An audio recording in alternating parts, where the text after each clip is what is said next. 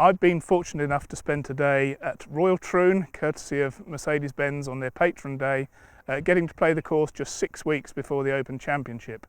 I'm standing on the tee here of one of the most famous holes in Open Championship golf, the Postage Stamp 8th. Only 123 yards, but untold misery awaits if you miscue and find the bunkers, banks or hollows around the green. It plays into the prevailing wind, and the fact is at Royal Troon, if you haven't really made a decent start, you're going to be struggling from here on in.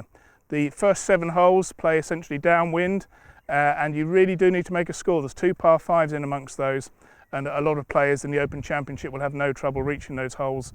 And also a few of them will probably be able to drive perhaps the first. I know players did drive the first last time the Open was here in 2004.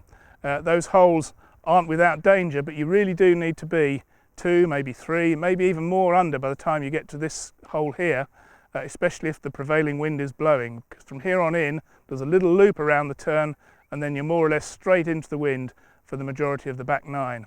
Now, I played this earlier today. It was playing 100 yards from where we were teeing off from, and I hit a wedge. It was into the wind, and I hit it to 4 feet and hold the putt for birdie, which I don't think I can repeat.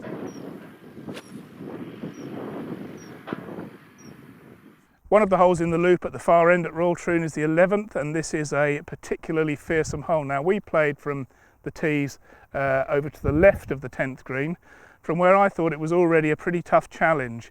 It's the first time really that the whole course closes in on you. You've got thick gorse on the left, you've got the railway flanking the right quite tightly, and although the fairway is actually reasonably generous, it certainly doesn't appear that way when you're standing on the tee.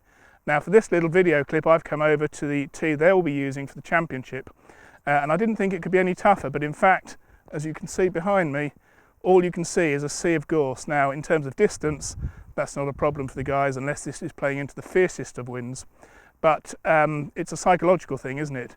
You can't see where it's going, you can't see the ball land. So it's a real matter of, with your caddy before the tournament, picking out your lines for the various winds and really trusting them come the crunch.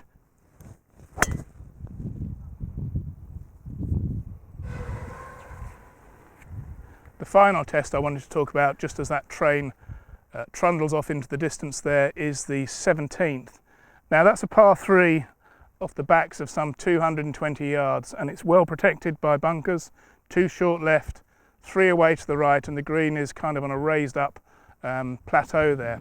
The tee is set really close to the spectators with a small grandstand just behind that tee there, and it'll be a really tough test for anyone, especially if it's into the prevailing wind come Sunday afternoon of Open Championship week.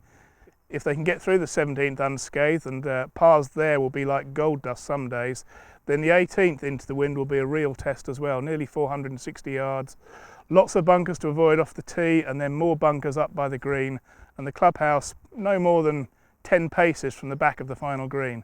There's a massive grandstand up there, which I'm told can seat up to 5,000 people. So come Open Championship week, it's going to be a fantastic closing arena for the 9th Open Championship to be staged at Royal Troon Golf Club.